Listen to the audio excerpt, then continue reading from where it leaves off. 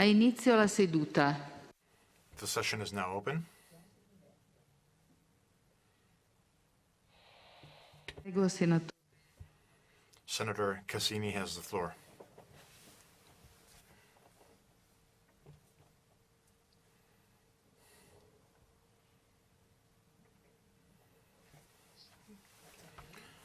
Dear friends, we can now begin this morning's panel on sustainability and food security within the context of the pandemic. The title given to this session optimistically refers to a time after the pandemic. In fact, we have to deal with the fact that the pandemic is still recording a number of new cases. And sadly, its death toll, according to the World Health Organization's figures, is now dangerously close to 5 million victims. Now, to discuss the topics of this third part of the Rome P20 summit, we have with us Mr. Dongyu, Director General of the FAO, and Deputy Secretary General of the United Nations, Amina, who has sent us a video message. Allow me to share a few remarks to open our discussion. This theme brings together elements which are only seemingly unrelated. And yesterday, during the introduction of our discussion, the President of the Senate, Madam Casellati, and the President of the Chamber of Deputies, Mr. Fico, both underscored the fact that these elements are sustainability, food security, and the pandemic. Let me begin with a clear figure. The World Food Programme has estimated that approximately 270 million people could currently be faced with serious or critical food insecurity. This estimate, this figure, is double the one prior to the pandemic in 2019. Let me also mention figures regarding another country which is a priority as far as the international political agenda is concerned, Afghanistan. Already before the pandemic, 17 million people in that country were already facing a situation of food insecurity. And half of children under the age of 5 were already at risk of acute malnutrition. This is the tragedy of poverty that the pandemic crisis has only made worse, unfortunately. Even here in Italy,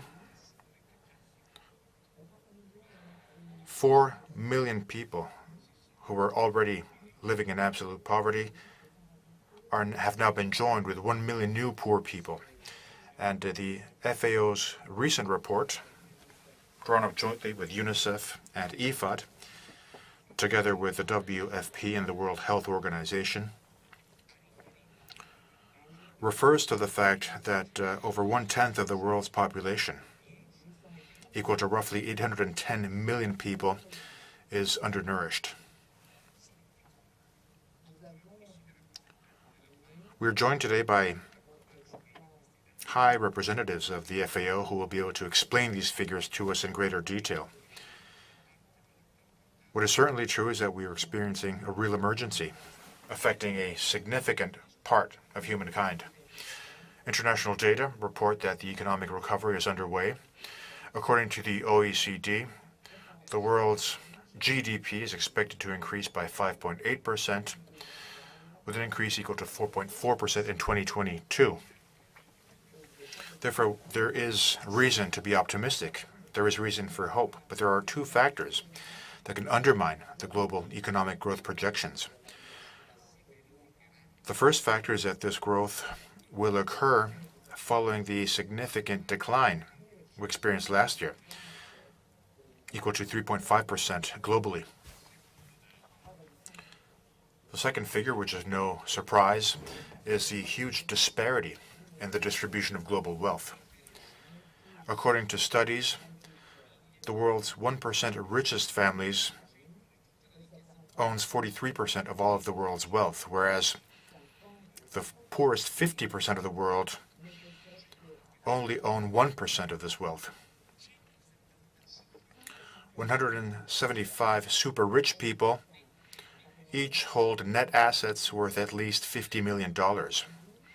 In other words, this means that less than 0.1% of the world's population holds 25% of global wealth. This figure is a figure that we cannot be indifferent to. And there can be no political ideology or political party involved. This fact jars with the increase of poverty in the world that I was referring to earlier. A few days ago, the UN General Assembly was held in New York. Many people, including our Prime Minister, made clear commitments regarding global vaccination and regarding the enhancing of the COVAX program. And particularly noteworthy were the remarks by the President of the United States regarding the donation of 500 million doses of vaccines to the poorest countries.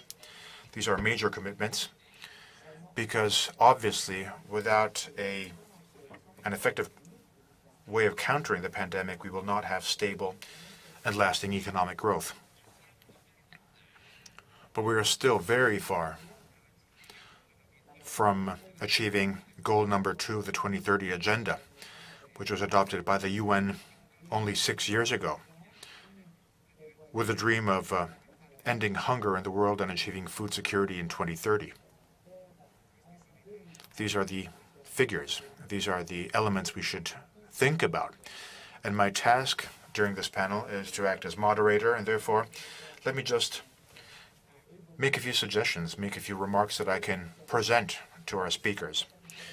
Allow me to make one final remark, referring to the fact that in order to deal with global challenges in an effective way, there can be no alternative to the multilateral approach, which is essential if we truly want to achieve tangible results. I'm referring to the environmental issues, which of course have impacts on the farming systems globally, and on the possibility of offering adequate nutrition to a large part of mankind. And finally, let me remind you of the rules for our debate today. Requests for the floor have already been collected, as you know, and they will take place according to the alphabetical order of the countries in English, beginning with member countries, followed by guest countries. And in order to allow everyone to take the floor, it is essential to comply with our time limits. Thank you for your kind attention. And without further ado, let me give the floor to the Director General of the FAO, Mr. Dongyu. Thank you.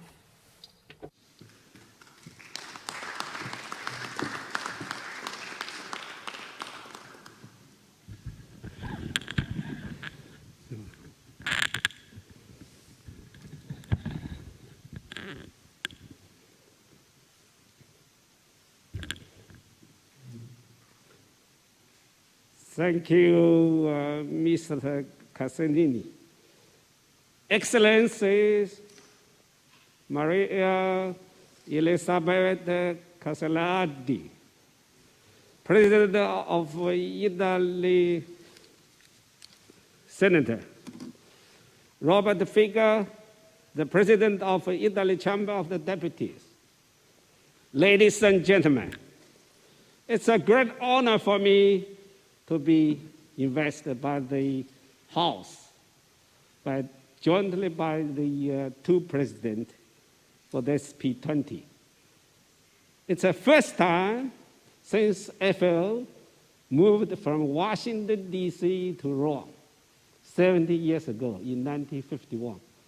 FAO-DG had a special privilege to come to this House to address you, not only to Italy friends, and to the G20 plus friends.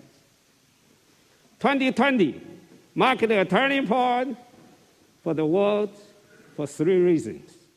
First, Even before the outbreak of the COVID-19 pandemic, we were off track to end the world hunger and malnutrition by 2030.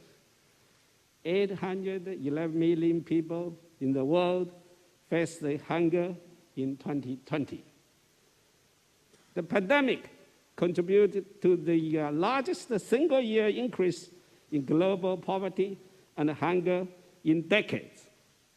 This means 97 million people more moved to extreme poverty in 2020, and up to 161 million more people faced hunger than in 2019. Second, already before the outbreak of the pandemic, we were off track to meet the Paris Agreement goal to limit global warming to well below 2, preferably to 1.5 degrees Celsius, comparable to the pre-industrial levels. We have sound evidence that greenhouse gas emissions from human activities, industrialization, and urbanization, include agriculture and livestock, impact on the climate crisis, and are the significant driver of the climate change. At the same time, the climate crisis has both direct and indirect impacts on agri-food productivity and threatens our ability to ensure global food security, eradicate poverty, achieve the Sustainable Development Goals. Agri-food systems are both a victim and a contributor to the climate crisis and must therefore be the part of the solution. The third, the outbreak of the COVID-19 pandemic emphasized the need to redouble effort to prevent zoonotic infectious diseases. To stepping up the implementation of the One Health approach will be the key to better address the zoonotic spill-off holistically. Excellencies, this brings me to the importance of our meeting today. This meeting is possibly one of the most critical gatherings held under the Italian G20 presidency. It brings together the officials that can develop policies and legal instruments to address the pressing challenges that we face together globally. Global access to the health nets can contribute to reducing the cost related to both health and the climate crisis by 2030. The right incentives can transform agri-food systems from the production to consumption, thereby promoting food security and better nutrition, decreasing food loss and waste, and reducing the carbon footprint of agri-food sectors. International agricultural trade remains a critical tool to foster global food security. FAO flagship matchmaking, evidence-based, country-led, country-owned, hand-in-hand initiatives aims to accelerate agricultural transformation and sustainable rural development to eradicate poverty, SDG 1, and end hunger and all forms of malnutrition, SDG 2.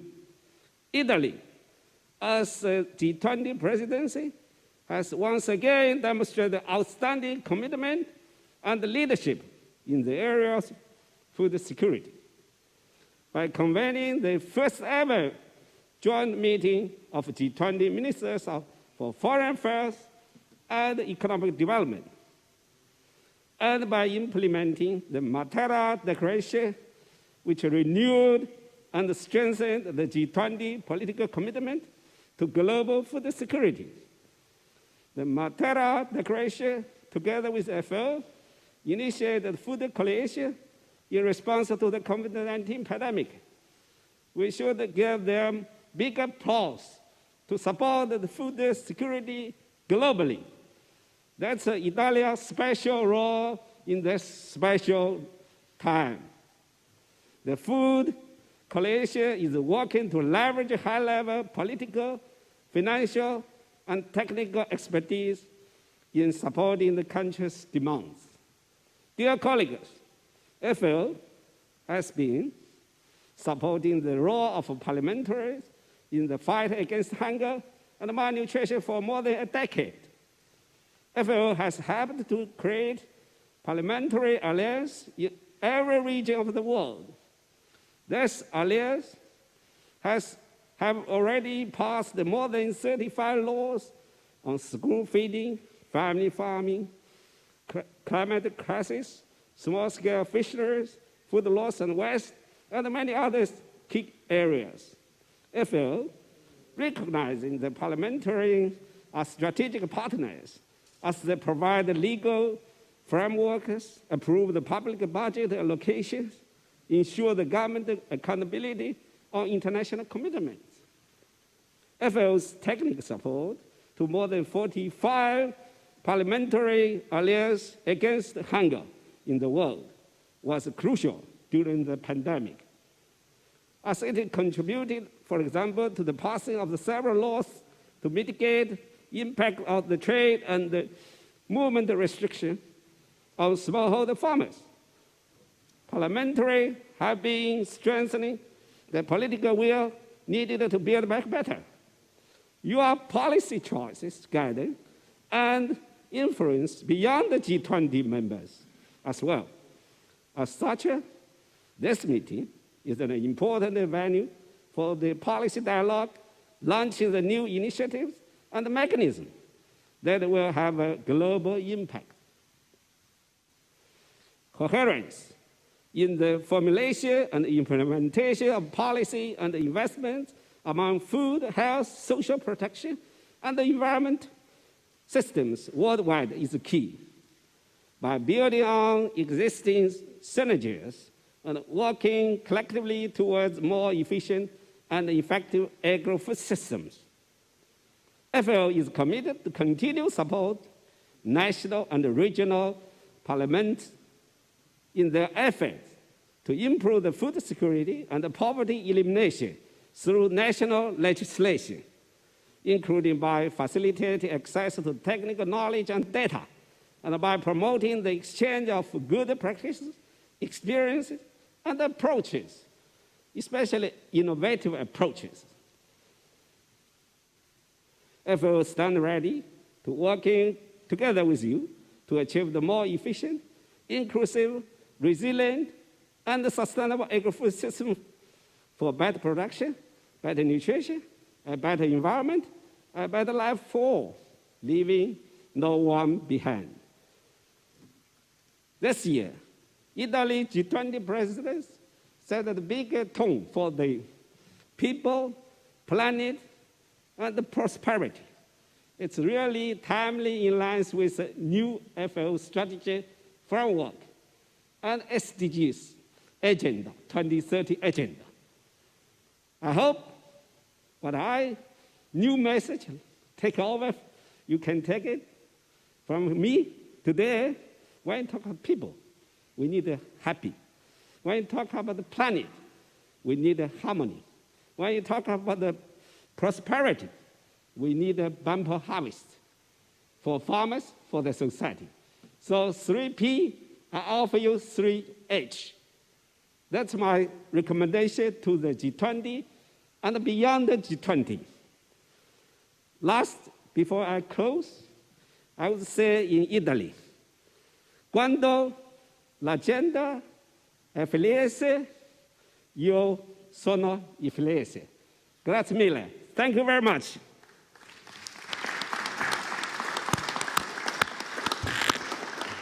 Thank you very much for you. And now I give the floor in video message to the Vice Secretary General of the United Nations, Amina MOHAMMED. Excellencies, distinguished members of Parliament, I thank the speakers of the Italian Senate and the Chamber of Deputies for convening this important P20 session on sustainability and food security after the pandemic. We are gathering at an important moment, midway between the recent United Nations Food Systems Summit and the upcoming G20 meetings in Italy. Food is not a mere commodity. It is a right. It impacts every aspect of our health and well-being. And we can only achieve an inclusive recovery from this pandemic and deliver on the 2030 Agenda for Sustainable Development if we transform our food systems. This message came through loud and clear during the Food Systems Summit on the 23rd of September. More than 160 member states, including 85 heads of state and government, joined over 50,000 people around the world in pledging to change the way we produce, process, consume, and dispose of food. Ahead of the summit, 148 governments led powerful multi-sector dialogues to strengthen existing plans and creating pathways for transforming food systems by 2030. The summit highlighted that action must be driven at the country level by governments in their local contexts. But it also identified and galvanized 5 action areas to drive progress, including nourishing all people, boosting nature-based solutions, advancing equitable livelihoods, decent work, and empowering communities, building resilience to vulnerabilities, shocks, stresses, and number 5, accelerating the means of implementation. Country implementation is also anchored by movements in key constituencies, such as producers, indigenous people, women, and youth. These important constituencies represent issues that parliamentarians have responsibility over. The United Nations system will support national governments to come through on this agenda. Parliamentarians have a key role to play. Firstly, as parliamentarians, you will drive country leadership for implementation by adapting and introducing policies and incentives to encourage the shifts we need across different sectors to transform food systems.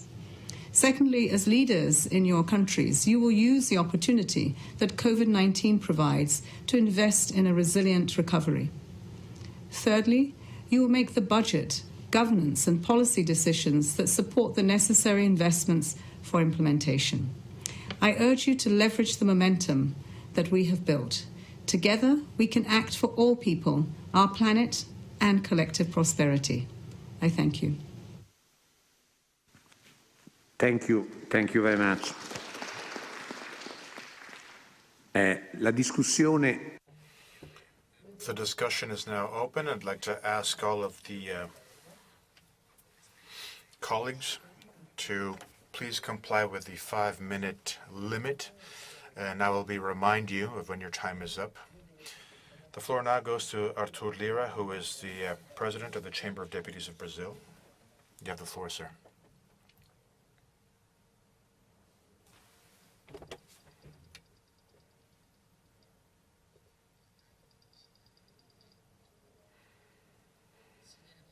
Madam President of the Senate, Mr. President of the Chamber of Deputies, Honorable Moderator, fellow parliamentarians, ladies and gentlemen. Inevitably, in an interconnected world such as ours, the health emergency brought about by the COVID-19 pandemic has affected all of the world's countries. Solving the pandemic requires a global effort in which all of the countries with stronger economies can share their expertise and their resources with those states in greater need. I'd like to share with you some of the things done by the Brazilian Parliament to promote sustainability and food security during the coronavirus pandemic. On the 7th of April 2020, Parliament approved the so-called agri-food law with a goal of modernizing our agri-food system by opening access to resources and lowering interest rates and other costs. 3 months later, Parliament approved legislation on the measures to reduce food waste and to foster food donation for human consumption. Legislation which authorizes businesses such as bars, restaurants, supermarkets, and food cooperatives to donate food to people who face poverty. In August 2020, Parliament adopted the so-called Assis Carvalho law on emergency measures vis-à-vis support to be offered to smallholder farms. This year, we created investment funds to support the agro-industrial supply chains, which is a tool to mobilize resources for the agri-food sector on financial markets. In June this year, we approved further legislation regarding rural real estate as a way of recognizing authorizations given to landowners in frontier states. Now, the need to promote sustainability has received a special focus by the Brazilian Parliament. As I mentioned, in 2021, we approved a law establishing the national policy on payments for environmental services. Now, the rules regulating this sector is an important incentive for the conservation of our natural resources and for sustainable development. These payments can be made in many different formats, not just through direct payments, but also by services to improve social conditions in rural and urban communities, among other things. Ladies and gentlemen, I am pleased to say that this entire legal framework, which was approved swiftly and with determination by Brazil's parliament, has been essential in order to curb the effects of the health crisis. According to the International Institute of Statistics of Brazil, the GDP in the agricultural sector in Brazil increased by 2% in 2020 compared to the previous year. In 2019, agriculture contributed to 5.1% of Brazil's GDP. In 2020, this figure rose up to 6.8%. In the same way, Brazilian agricultural exports reached $100 billion in 2020, up by 4.1% compared to the previous year. And as of June 2021, this year, the agribusiness exported over $61 billion, up by 20.9% compared to the volumes traded in the same period last year. Now, these are results which are extremely satisfactory. We are mindful of the strategic importance of Brazilian food production for global food security. And we have committed to make sure that this extraordinary offer of foods, which contribute so much to reducing hunger worldwide, can be produced in an increasingly sustainable way. This is a commitment that we are guided by and inspired by in all of our Brazilian activities in our parliament. Thank you. Thank you for your remarks. We now have Du Deyin, who is Deputy President of the Agricultural and Rural Commission of the Chinese National People's Assembly. Your Excellency President CASINI, Excellencies, good morning and good afternoon. Food security is indeed fundamental to sustainable development. China always places high importance on food security and has achieved basic self-sufficiency through independent efforts. This has contributed to the notable improvement of the quality of our people's life. In 2020, China's grain output was 669.5 million tons. Our annual grain output, the biggest of the world, has stayed above 650 million tons for 6 years in a row, with 100% self-sufficiency of rice and wheat. In the process of containing COVID-19 and advancing economic recovery, members of the National People's Congress have earnestly fulfilled our legislative and supervisory responsibility to safeguard our country's food security and maintain the momentum of sustainable development. We carried out thematic studies and produced multiple reports on strictly protecting farmland, ensuring a stable amount of land for crop farming, promoting the development of high standard farmland, improving the strategic food reserve system, and providing incentives for peasants. These reports have been handed to relevant departments of the government for implementation. We actively advanced legislation on food security.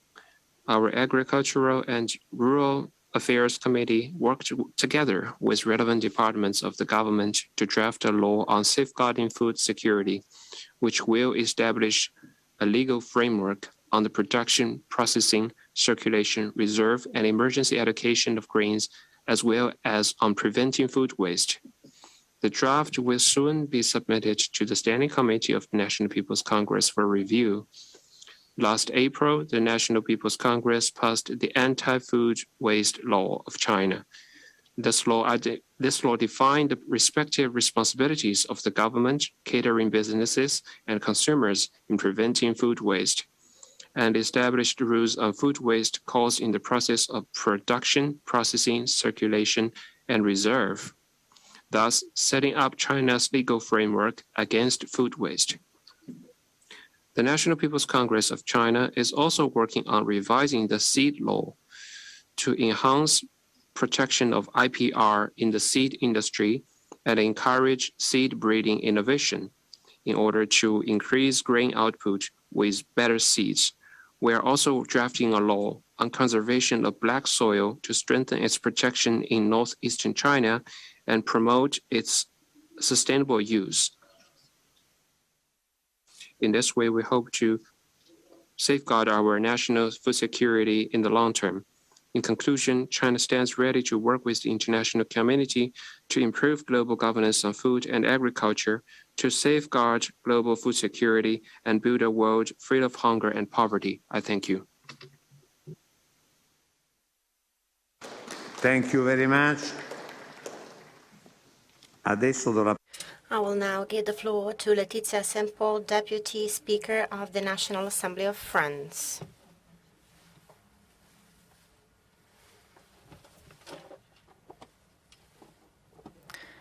Thank you, ladies and gentlemen, speakers. In my first speech, I mentioned the mirror clauses of the trade treaties, whereby we ask imported products the same conditions apply to local products. This wouldn't be possible without the denominations of origin. Every consumer has the right to know where his or her food was produced and processed.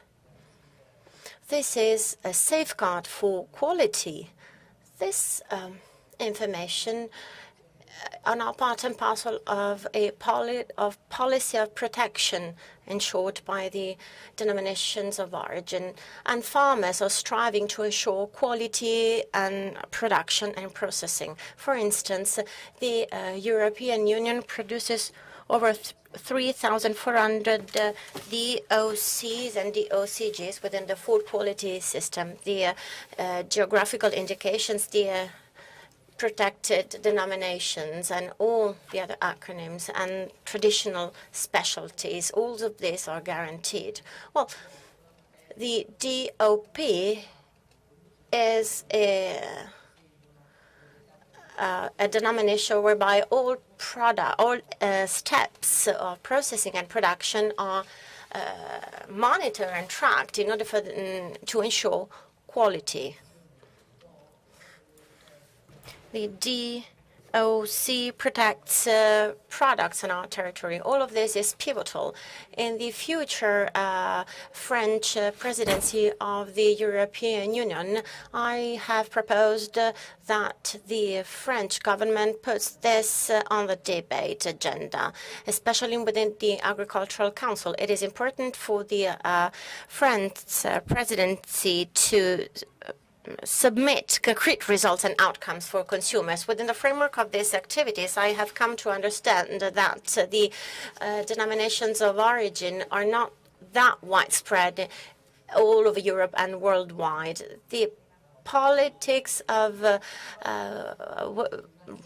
based on awareness raising on this products must be promoted. I welcome the recent bilateral agreements that ensure the protection of many specialized denominations aimed at generalizing this protection on our territory. This will be done through interparliamentary meetings. And against this backdrop, I would like these denominations to be part and parcel of the final declarations of the COP26. Thank you. Thank you very much. I will now give the floor to an Italian colleague, the chairman of the Committee on Agriculture of the Italian Senate, Gianpaolo Vallardi. Let me take this opportunity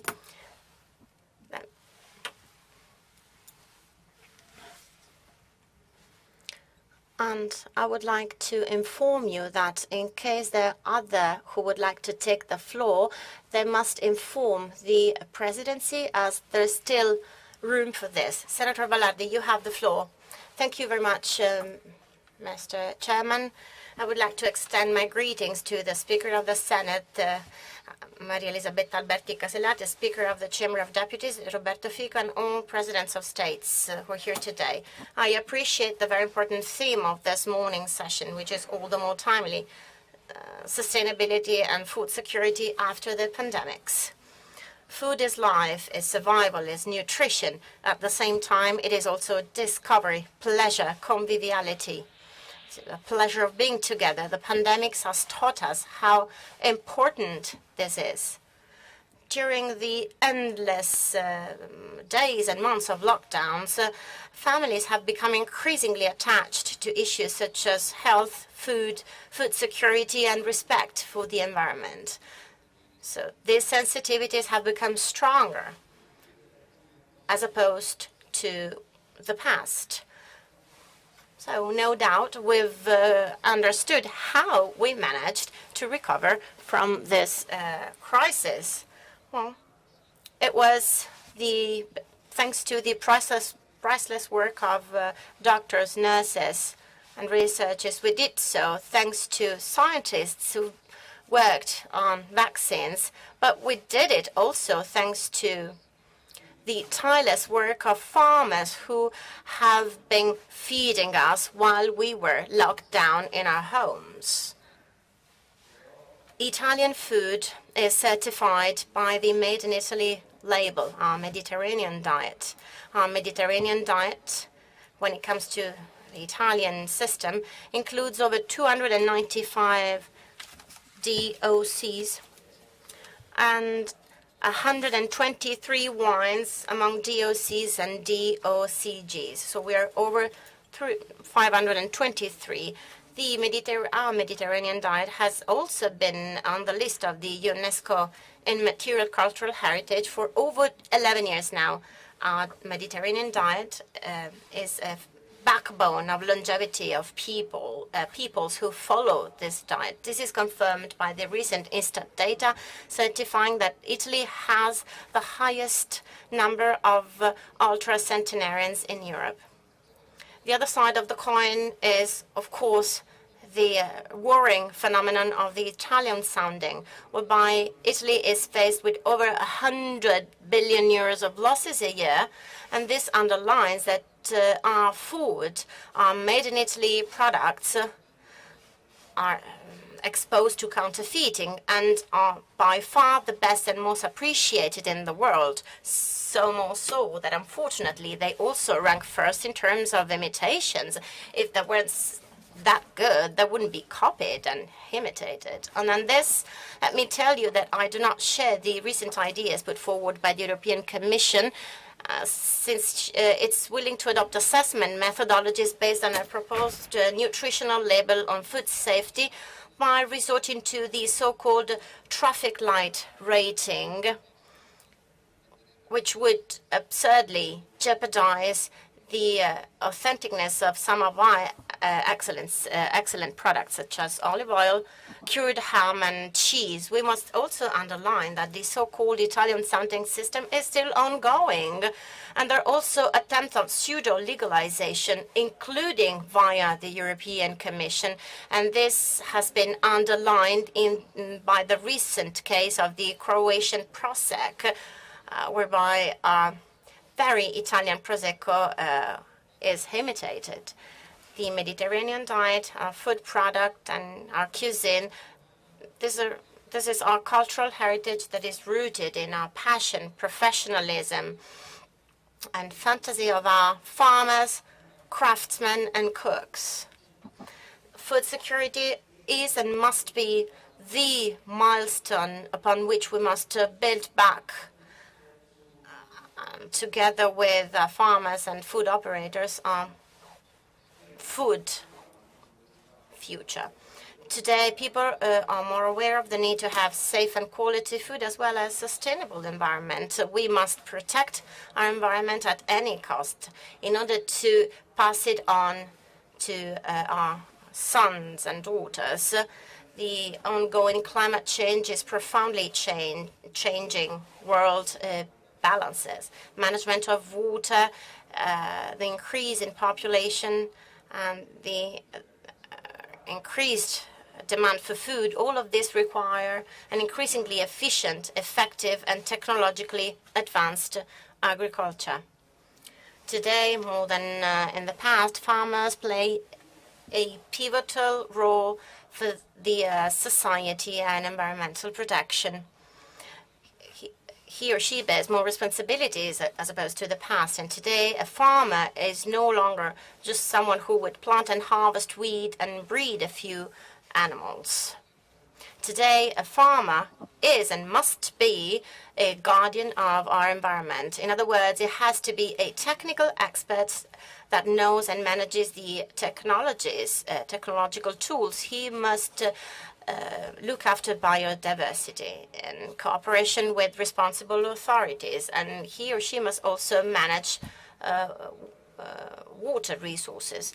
A farmer is an environmental technician that respects and nurtures his land. He's not well. Please. No, you can take a break. Please sit down. You can continue.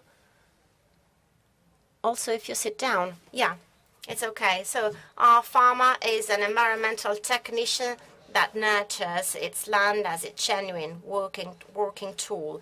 A farmer is a starting point for food security and environmental sustainability, and it is an indispensable ally for the protection of our planet and our future.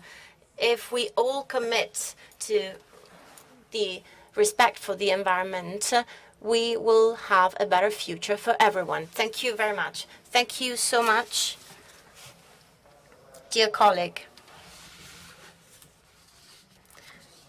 I will now give the floor to the chairman of the Foreign Affairs Committee, of the National Assembly of Turkey, Aki Kayataycik. You have the floor.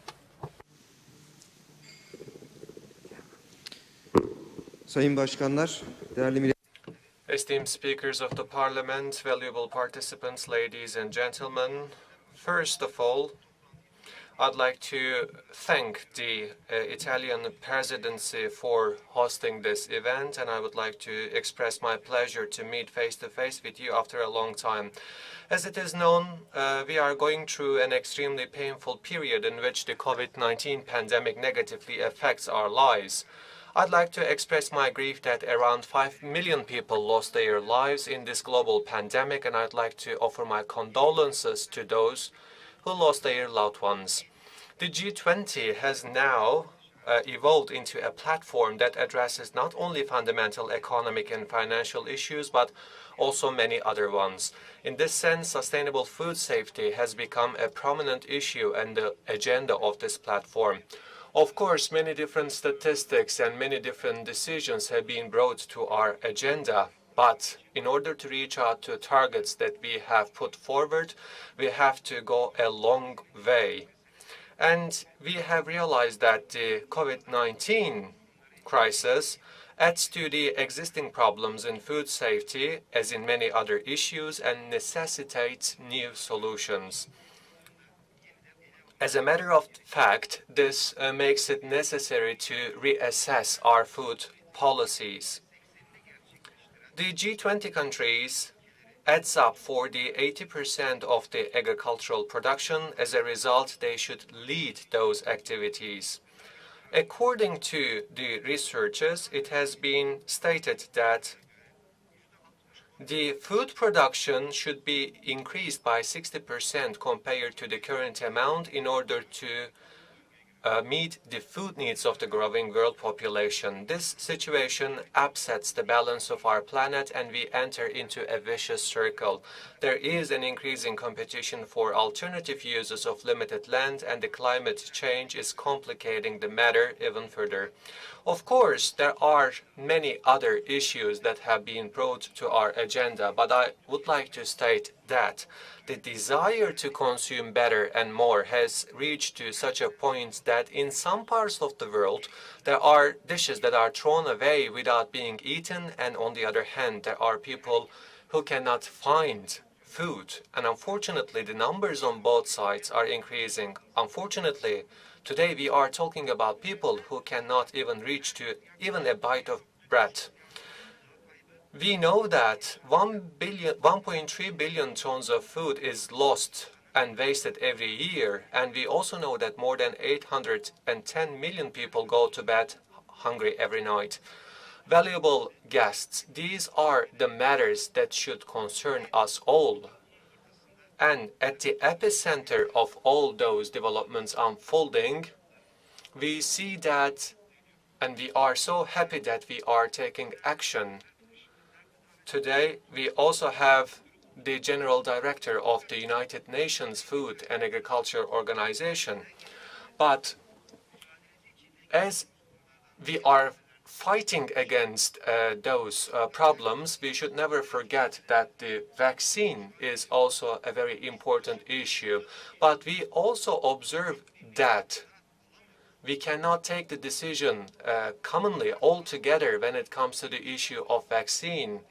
We always state that we will carry out the vaccination program under the auspices and the supervision of the WHO, but unfortunately we are not accepting and recognizing the vaccines everywhere, which is being recognized by the WHO.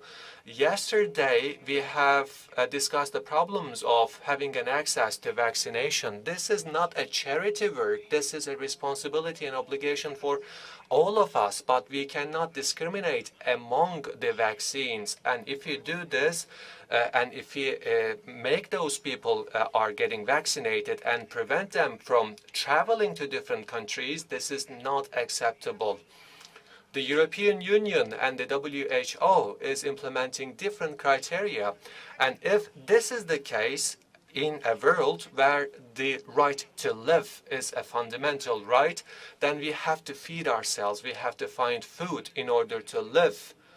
And against this pandemic, which can kill every one of us, if we cannot act together, then we cannot speak about the food sustainability and how can we act together in order to logistically provide the food. Our civilization dictates that it is a shame to sleep full while your neighbor is hungry. So that should be the mentality that we should all embrace. So, valuable participants, we should rethink our situation again. The main and fundamental right for every human being is the right to live. But all those criteria and laws, however you define it, it doesn't matter. If we are not acting together, then the limited resources of this universe will be consumed very swiftly. As it is pointed out in the statistics of the president, we will reach to those scary numbers, and this will be a disaster for every one of us. And I do believe COVID-19 pandemic was a big warning for all of us. Thank you so much for your patience. I extended my speech. I would like to thank for your tolerance, and I would like to thank all our Italian friends and Italian people for the hospitality shown towards us. Thank you. Grazie. Thank you.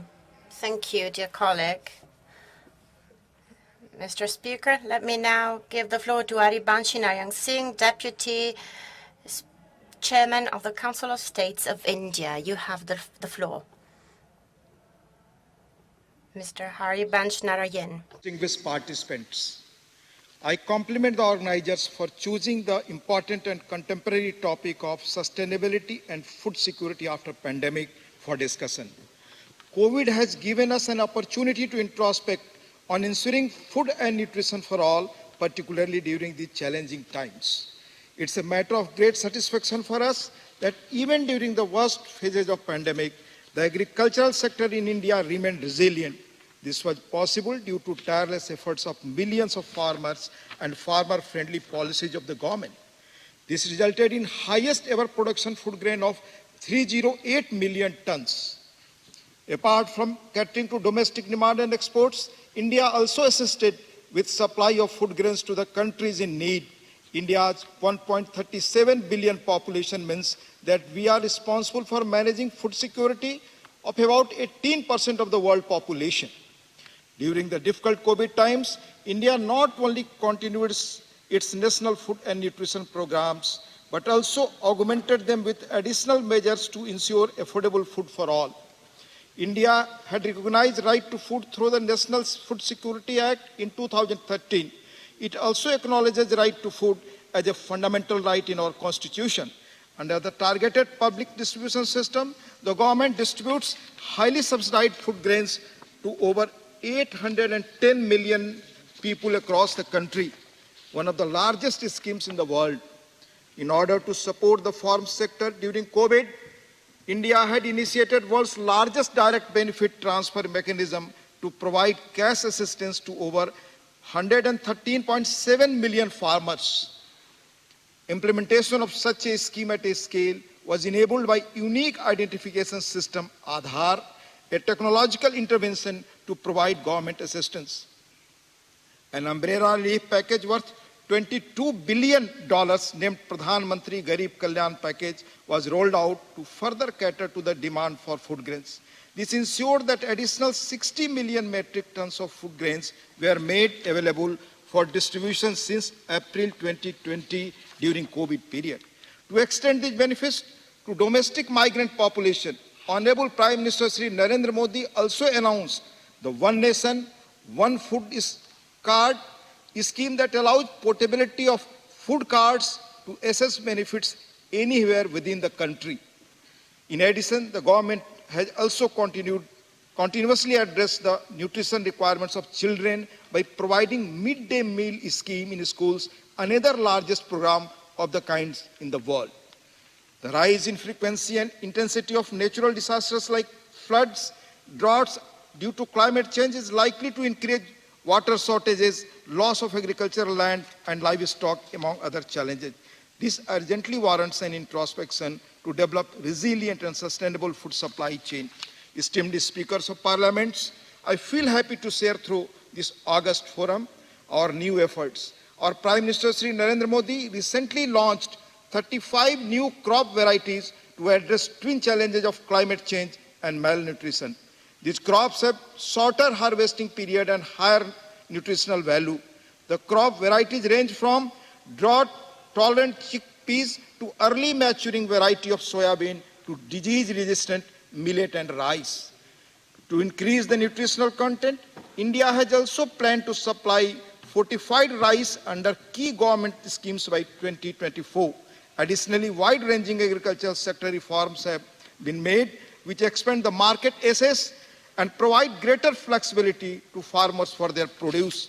It is worthwhile to mention that 86% of Indian farmers come under the category of small farmers, who allow subsistence model of agriculture within very low carbon footprints, thus an ideal example of sustainable consumption and production pattern. India believes in addressing food security in comprehensive manner by promoting sustainable agriculture, protect biodiversity, alongside securing better health outcomes. India is committed to strengthen food and agriculture sector by doubling the farmers' income in coming years. We also see sustainability of agriculture sector as an important anti-poverty tool, a means to provide gainful and decent employment. As public representatives, we see global food security the most crucial aspect of humanity. Being one of the oldest civilizations, we are driven by our core value and believe Vasudhaiva Kutumbakam, the world is family, since ancient times. India and its parliament are committed to work with the global community to address concerns around food security and achieve targets under Sustainable Development Goals of 2030. Parliament has always been proactive in enabling all necessary legal, financial and administrative framework in place to achieve the required targets with due foresight. Excellencies, the official development assistance ODA provided by developed countries constitute an important source for financing the needs and SDGs of emerging economies. There is need for united voice to ensure that the developed countries honor their ODA commitments, especially in the unprecedented times. I thank the host country, Italy, for extending warm hospitality and efficient logistic support to make our stay comfortable. I hope our deliberations on this important issue of global concern will go a long way in strengthening parliamentary support in promoting sustainable agriculture practices and food security. Thank you. Thank you very much. And I will now give the floor to Rodrigo Pacheco, Speaker of the Senate of Brazil.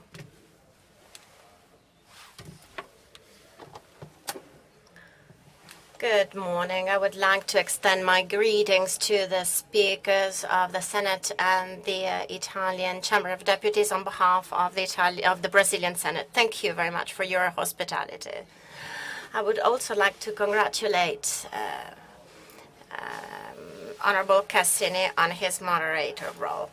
This parliamentary meeting is of a global nature and is unique, especially at a time when we're facing one of the greatest humanitarian crises.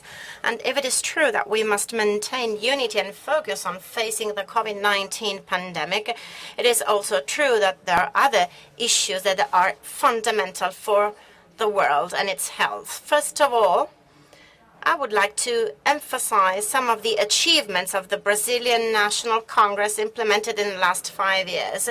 Those are important and innovative measures, mainly social security reform, the modernization of the employment law, limit establishment on public spending, the central bank autonomy, a legal framework for basic sanitation, a law in the field of sustainable energy, as well as a new program on education, and then human rights of women. No. Of course, these are problems that require urgent solutions. Nevertheless, they have to be taken into account jointly, and more specifically, I'd like to focus on economic inequalities. As long as there'll be hunger and misery in the world, we will have common problem to all countries. I also believe that the pursuit for world peace, repudiation of intolerance, and respect for differences should be the keynote of the relationships among nations. And this greatly depends on good diplomacy. And by the same token, the promotion of economic and equitable development, which is a backbone for human and social development, can no longer be separated from real and intelligent environmental preservation. We must prepare to face this challenge, and this is mandatory and must remain on top of the relevant agenda for the National Congress of Brazil. And then we have hunger, world peace, and environmental preservation. All of these themes are fundamental to the attainment of food security.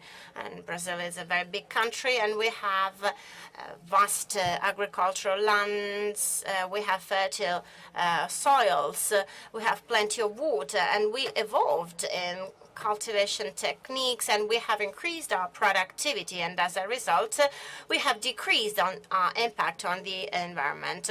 We have a leading role when it comes to renewables.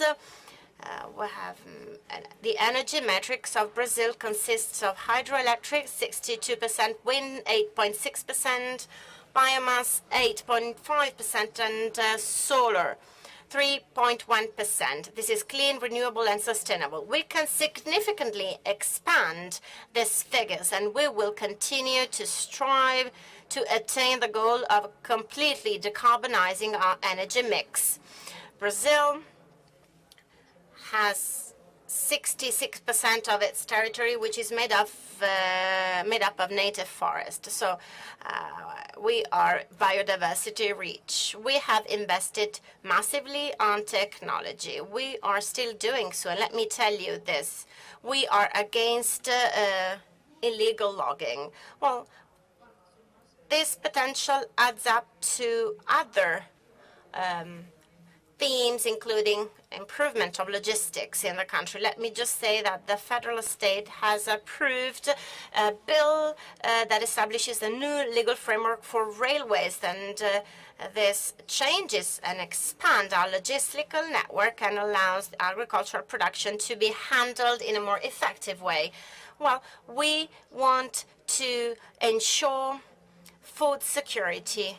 This means bringing peace, not only to fight against hunger. We also want to develop our nation, not only for the sake of Brazil, but for the sake of the whole Latin America and the world, because the other countries of the world are our partner in this challenge. Let me conclude. I would like to remind you the words of the Holy Father Francis' encyclical letter, Fratelli Tutti, on fraternity and social friendship. Our Holy Father expressed his concerns on the importance of fighting hunger, and we rely on the support of all countries, so well represented by your excellencies today in this important and timely event. Thank you very much. Thank you. I will now give the floor to Puan Marani, Chairman of the Chamber of Representatives of India. Puan Parani, you have the floor.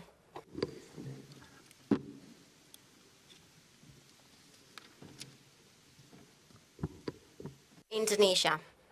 Honorable Chairperson and distinguished delegates, the pandemic has caused a humanitarian crisis that affects all countries without exception. The WHO report reveals a grim reality. It is estimated that at least 720 to 810 million people affected by hunger in 2020, an increase of 20% compared to the previous year. The pandemic has also aggravated malnutrition and increased stunting rate. We know that food is the most essential need for the human being. Food security must meet the needs of people, planet, and prosperity. For people, by contributing to reduce poverty and inequality. For the planet, the production and consumption of food products should be done in a sustainable manner. For prosperity, by improving the welfare of farmers, especially poor farmers. To address the issue of global food security, we need to take strategic action. First, to promote a sustainable, inclusive, and resilient global food system. We need a global framework that covers food price stability, trade of food products, reserve of strategic food products, as well as the impact of geopolitics and climate change to food production. The system should also address early detection mechanism of potential hunger and malnutrition and market information database. Second, to ensure open, fair, and transparent and non-discriminatory trade in food and agriculture commodities. The trade of food commodities is essential to guarantee the supply chains of agricultural products and access to food for poor households. Third, to provide financial and technical support to improve food production and distribution in developing countries. The pandemic has offered a good lesson for each country to ensure the supply of essential health and food products. To achieve it, we need to conduct joint research program, innovation and technology transfer in production development, and efficient distribution of food commodities, including effort to reduce food loss and waste. Fourth, we need accurate data to understand the state of play of food security, both at the global and national level. Accurate data based on information of supply and demand will guide us in the right policy. At the national level, Indonesia continues to strive to realize the availability to nutritious food and ensure decent life for our people. To support our effort, Indonesia has developed comprehensive legislation such as the food law. The law has been followed by recently with the establishment of National Food Agency to cope with various issues in the food sector. To ensure food security for over 270 million of its population, Indonesia has taken multiple measures, increasing the production of sustainable agriculture commodities, protecting the stability of staple food prices, distributing food assistance for low-income families, empowering farmers and micro, small and medium enterprises. I believe that comprehensive measures at the global and national level will contribute to addressing the challenges of building food security and to leave no one behind. Thank you. Grazie, grazie. Thank you very much, Madam Chairwoman. And now the last intervention of the general debate by Nasser Al-Dughita, member of the Shura Council of Saudi Arabia. You have the floor. Buongiorno a tutti. Good morning, everyone. Good morning, ladies and gentlemen. Sayyid Rais. Your Excellency, the President, your Honorable President of the IPU, greetings to all of you, ladies and gentlemen.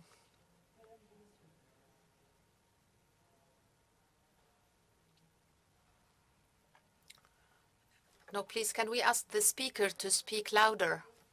We can't hear him. The speaker is whispering.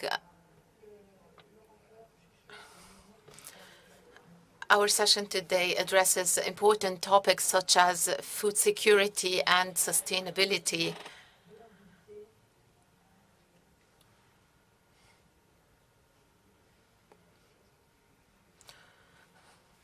This session is held at a very critical time in view of the negative impact of COVID-19 pandemic.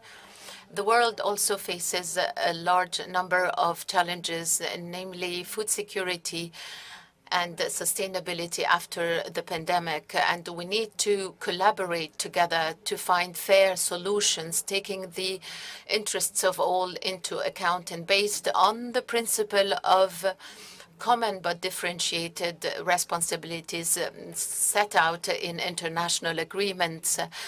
International experiences during the pandemic were very similar, among which our own experience in Saudi Arabia. It was a rich experience.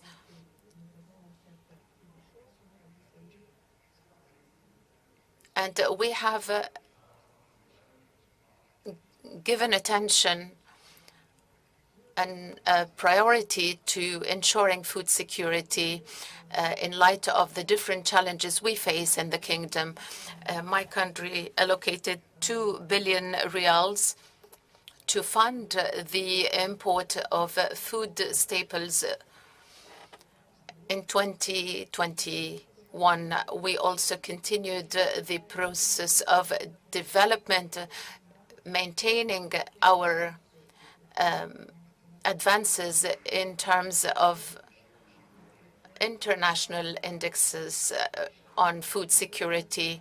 This index is one of the sub-indexes under the food security umbrella in our country. It also measures the progress made within countries and the reason for insecurity. The lack of availability or the high cost and the need to adapt to climate change. This index also measures the quality of diets and food safety in 2020. We also have several yardsticks that were all successful during the pandemic. Saudi Arabia scored great success during the pandemic at this level. We reached the 8th position in terms of the availability of food nationally among 13 countries. We were also in front of 105 countries in terms of the availability of fresh produce and commodities. My country also achieved great successes among 20 countries in the world. These initiatives and these measures would alleviate the burden arising from the pandemic. I would like, in conclusion, to extend my thanks to you, Mr. Chair, and to all participants. Thank you very much. Now for the conclusion. Adesso per le And now for the conclusions of our debate, I will give the floor back to the Director General of FAO.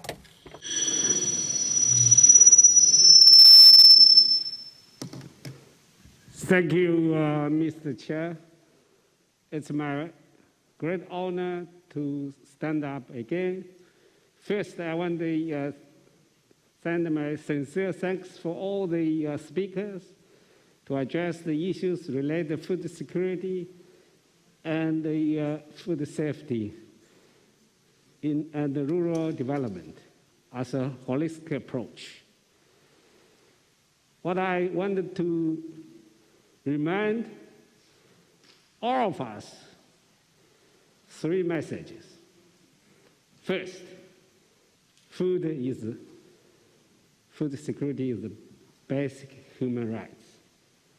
Any country, any culture, any religion, you have to address these issues from any different kind of society, any angle of society, you name it, from parliament to the government, from the civil society to the academy, from public to the private.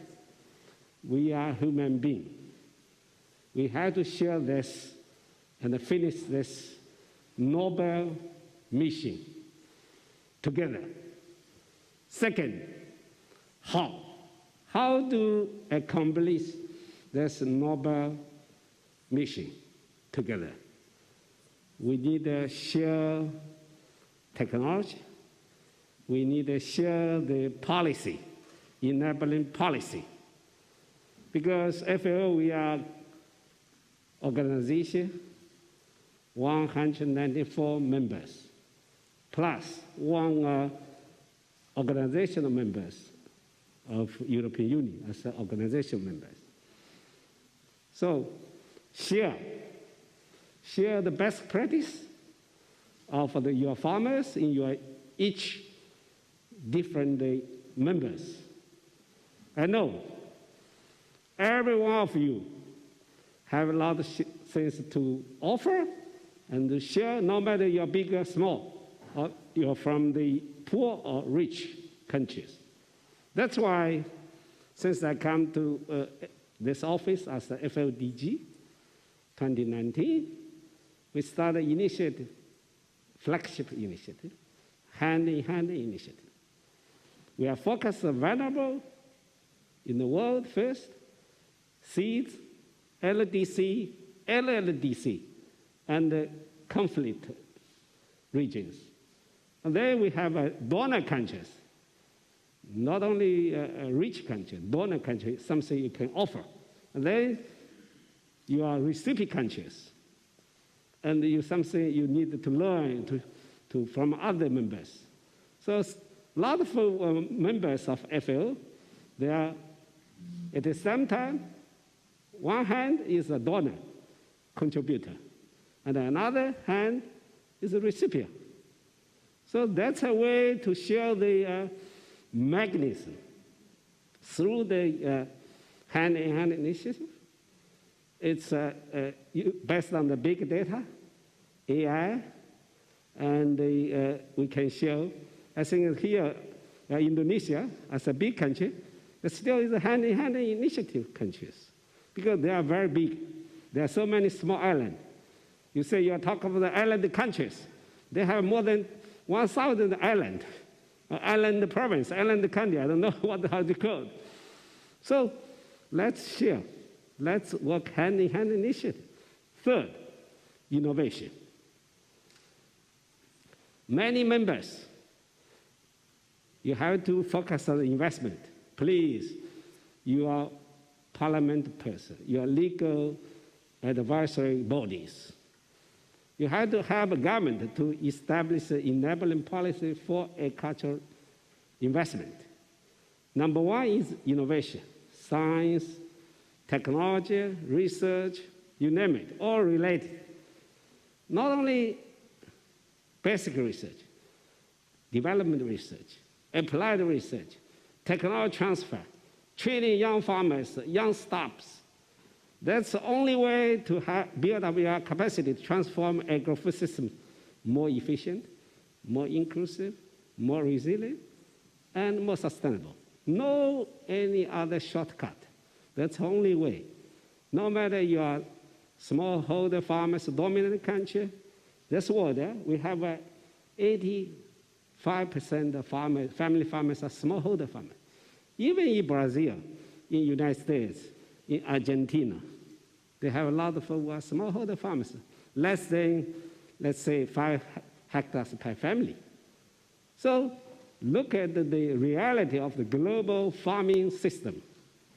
Smallholder farmers still dominant in Europe, Asia especially, and Africa, of course, some African countries also are smallholder farmers, dominant countries. How to produce more with less input, less water, less land, and less negative impact on the environment. Solution is innovation. Innovation on the science, innovation on the business model, innovation on the policy.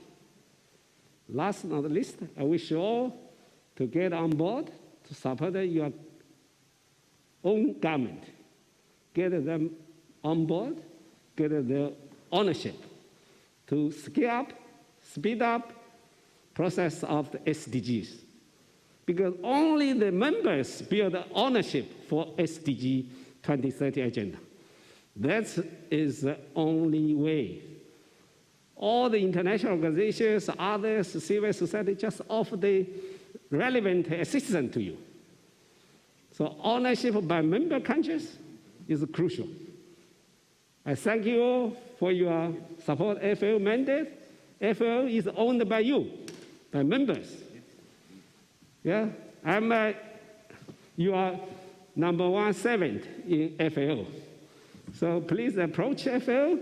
Let's work together, more science-based, more rule-based, and have the farmers and the consumers, and for the better future. Thank you. Thank you for Italy, and give me opportunity and to have a chance to dialogue with you. And I welcome you all. Come to FAO, a most beautiful terrace in Rome. If you didn't come to FAO building, you didn't come to Rome. You didn't enjoy the most beautiful part of the terrace in Rome. Thank you. Thank you very much for your strong intervention. Now, thank you for everyone for your interventions in this important event. We now have to adopt the final document of the conference, but before we will have a short coffee, a short pause until 12 o'clock.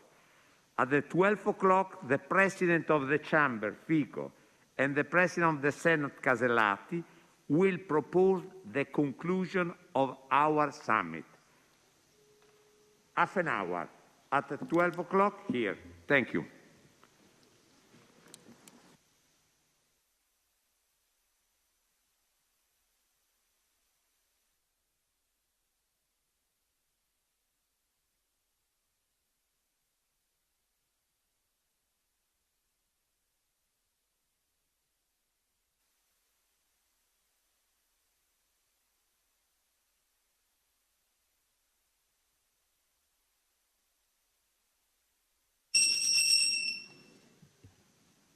Do la parola al Presidente.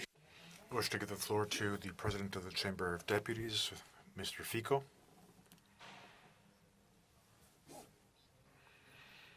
Good morning, everybody. I wish to thank all of you for the essential contribution offered by all of the delegations on topics which are crucial for the future of all of our countries, topics we have to face together. And the sooner we start dealing with them together and them in the most effective way possible, the sooner will we find solutions. The path ahead has been clearly outlined in the document, and the statement we'll be approving today, which will be an important support to all of the actions taken by our national governments. These are our contribution as representatives of the G20 parliaments. We have had an important discussion today, and when we refer to our planet, the P, which refers to a planet, we refer to our ecosystem. When we talk about the P referring to people, it refers to the people within the ecosystem. When we refer to prosperity, we are referring to the prosperity of people within this ecosystem. That approach is the only way through which we can all prosper together. That is the meaning of people, planet, and prosperity for me today. Thank you very much for your kind contributions.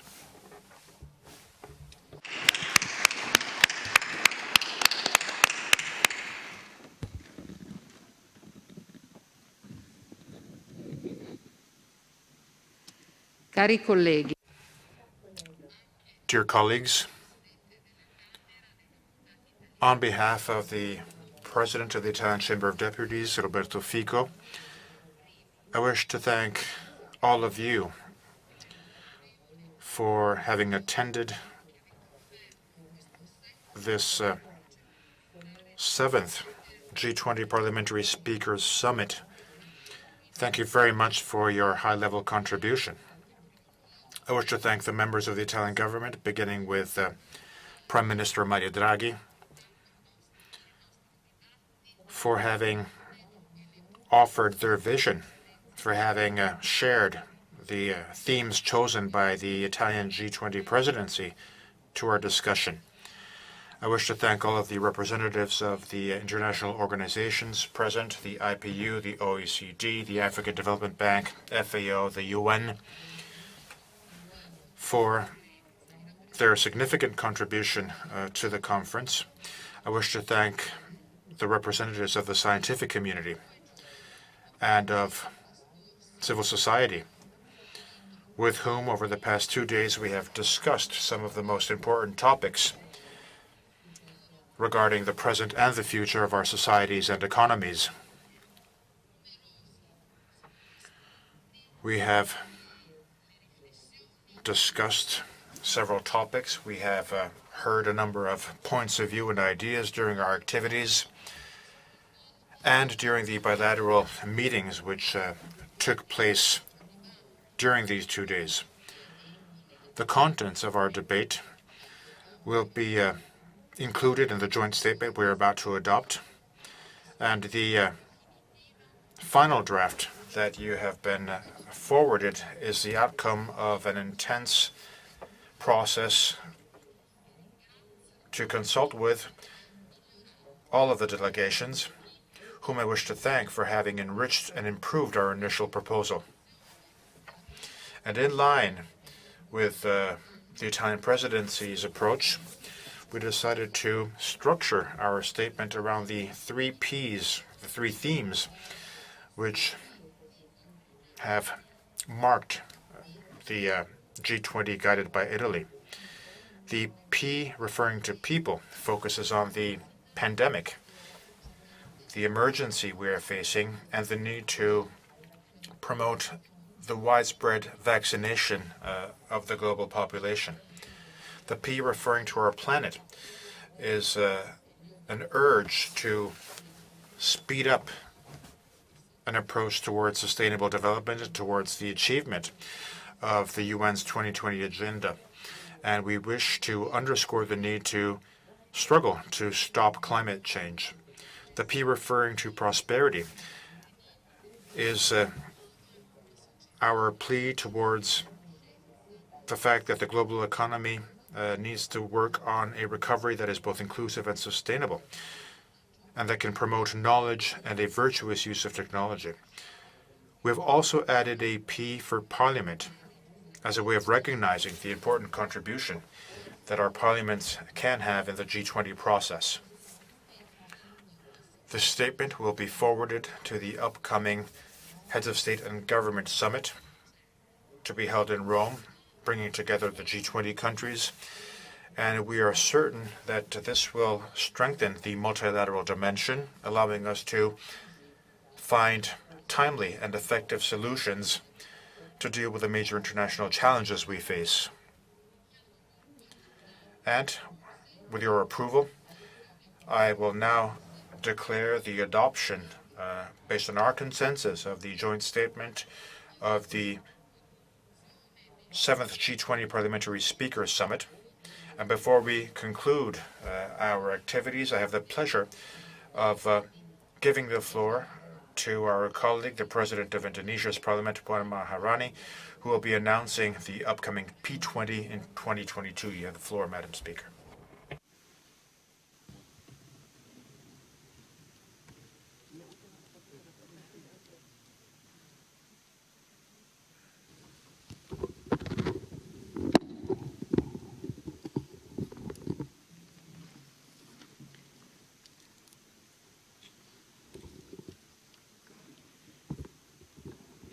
Honorable Chairperson and distinguished delegates, I extend my highest appreciation to Italy's G20 leadership, including in hosting P20 meeting. Starting from 1 December 2021, Indonesia has the honor to carry the torch from Italy's G20 leadership, and we are ready to continue its success.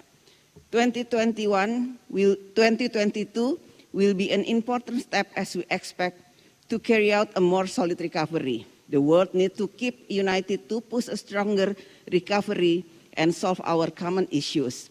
Thus, under our leadership, we also highlight the importance of partnership, solidarity, and inclusivity. Indonesia G20 presidency will focus on the theme Recover Together, Recover Stronger to address the global challenges. In line with this, we plan to host P20 to discuss the role of Parliament in promoting stronger growth and creating healthy society, with proposed priorities on sustainable development and green economy, healthy economies and healthy society, people empowerment and capacity building. We aim to strengthen P20 contribution to pandemic recovery process in the context of G20. It requires synergy between Parliament and government as strategic partner in discussing the G20 agenda. To close, I wish to extend my invitation to all P20 members to attend our meeting next year in Indonesia. I count on you support to the smooth convening of Indonesia G20 presidency. Thank you and see you next year in Indonesia.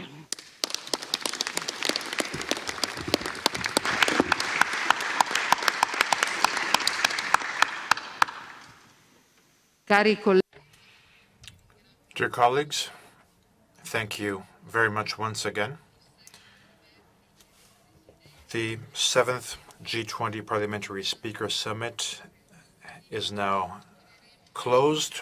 Thank you very much, and we will be seeing one another soon for our luncheon at Montecitorio Palace. Thank you.